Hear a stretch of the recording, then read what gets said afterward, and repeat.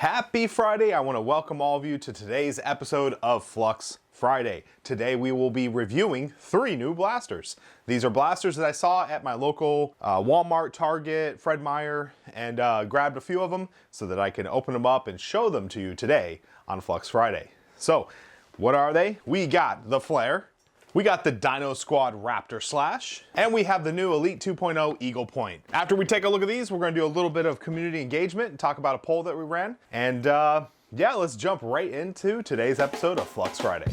It's Flux Friday, the best update show in the hobby, brought to you and hosted by DrFlux.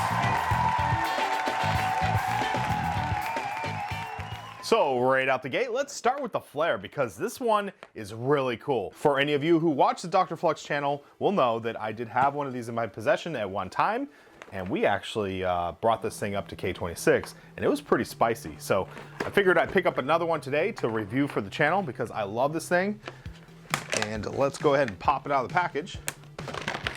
Pretty easy. So this thing is a break action mega shooting Springer that has a breech open.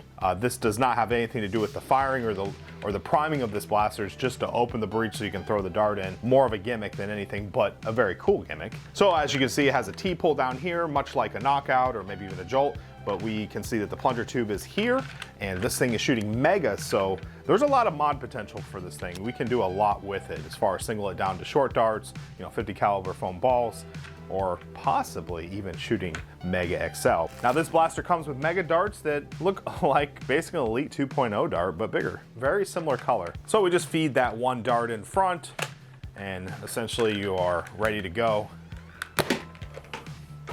Yeah, it's got a decent plunger tube in there. We'll go ahead and grab some chronograph readings, and for Mega, these are some very good numbers. I was very impressed with this.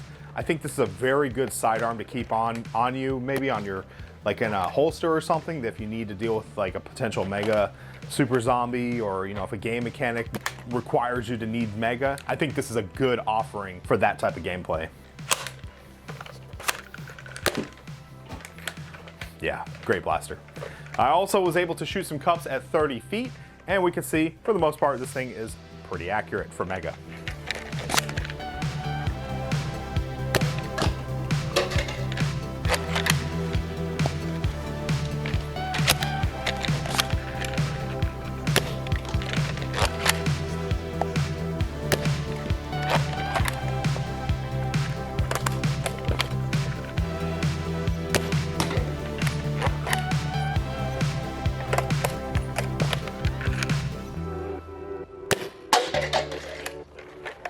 And on to our next blaster, we have the Dino Squad. This is the Raptor Slash. Looks really cool. Ooh, has some really good heft to it. Very good build quality. This actually feels like a really good product. Huh. Might have some fun with this one. So as we can see, this is a 6-cylinder. So we'll go ahead and throw those in the front. Front loading 6-cylinder, rear prime, much like a Strong Arm or a Maverick or a Destructor. Is it Destructor? This big old knuckle duster thing here is actually kind of nice. They give you plenty of room. It actually has a really good pistol grip. I'm actually a big fan of this one. These right here are not hard plastic, which I really appreciate. These are rubbery little spines. Nice and safe. I love it. No, that's nice. Yeah, I really can't get over the weight and the feel of this. It feels really good. Nice. And we have Slam Fire. That thing, that's a nice little sidearm. Or even a primary. I'd love to run this as like a HVZ primary. Weighted good, feels really good, has good build quality. Seems pretty like a good little pop to it. We took this outside, it got some chronograph readings, and as you can see, this thing is pretty solid. So it's got its typical elite performance, and we also shot some cups at 30 feet. And as you can see, very standard.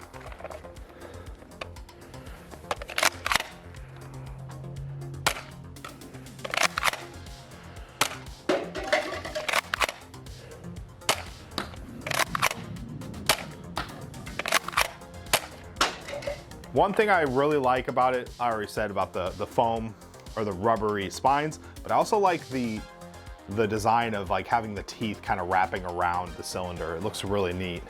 These teeth are hard plastic, but I don't know, I'm a big fan of this thing. I think it's really cool.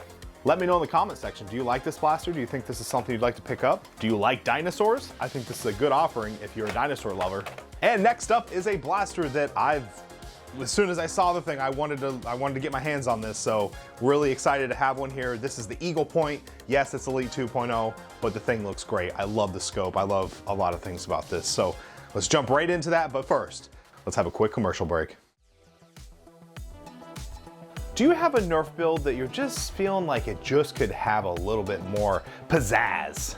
Do you want your blaster to have a little bit more smarts to it? Make it an actual smart blaster. Well then, Genco Megaworks has you covered. Right here is a barrel attachment. This is the end strike attachment point for the barrel, and then we have a side attachment.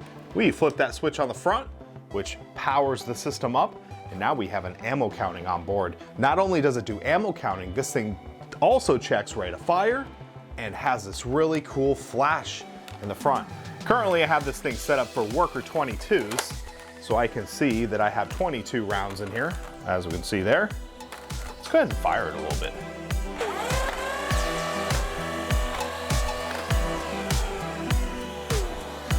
Yeah, it works really well. Let's try some full auto.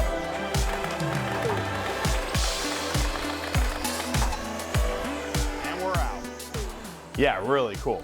And if that's not cool enough, let me kill the lights real quick. Check out this muzzle flash.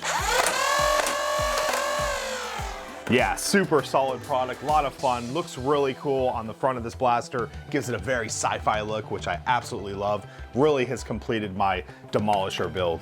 If you would like to pick up a Genco Megaworks ammo counter today, head on over to the link in the description. The Eagle Point. Let's go ahead and grab some cutting instruments and get this out of the box.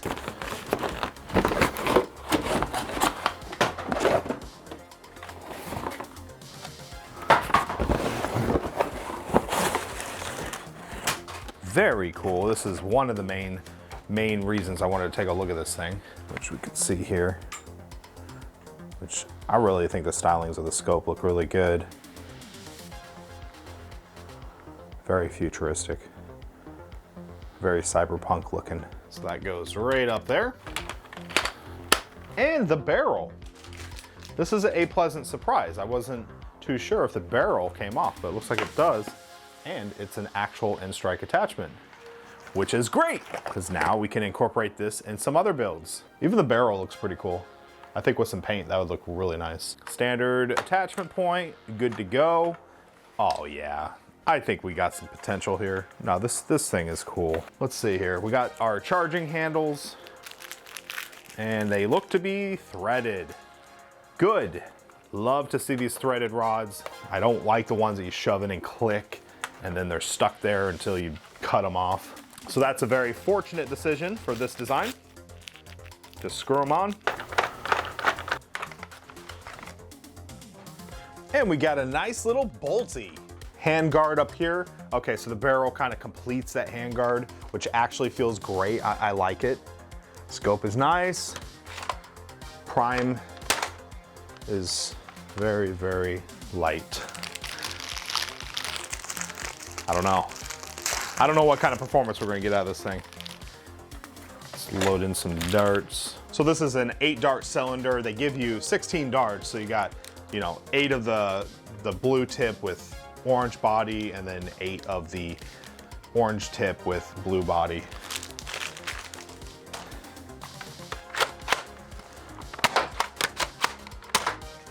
And do we have slam fire? Oh yeah, we got slam fire. So we took this outside and got some chronograph readings, so we'll go ahead and post those here. We also took this out and shot cups, and here are those results.